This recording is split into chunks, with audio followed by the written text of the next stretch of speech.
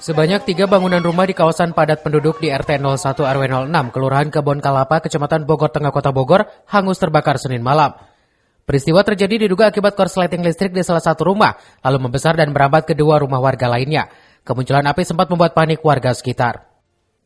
6 unit armada pemadam kebakaran dari Kota Bogor dan 1 unit dari Kabupaten Bogor dikerahkan ke lokasi kejadian. Atas kesigapan pasukan Gajah Merah itu, tak berselang lama api berhasil dijinakan. Tidak ada korban jiwa maupun luka dalam peristiwa ini, namun kerugian ditaksir hingga ratusan juta rupiah.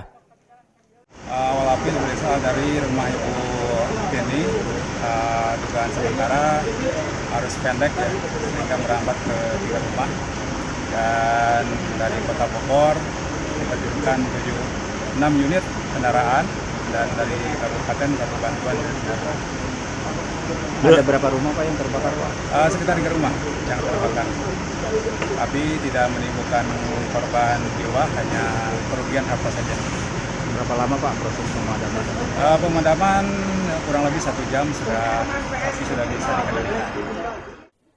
Amit mengimbau masyarakat untuk selalu waspada dan antisipatif terhadap hal-hal yang dapat memicu terjadinya kebakaran, seperti kompor, arus listrik, dan hal-hal lain penyebab timbulnya sesuatu yang dapat membahayakan keselamatan jiwa. Dari Kota Bogor, Herman Bons melaporkan.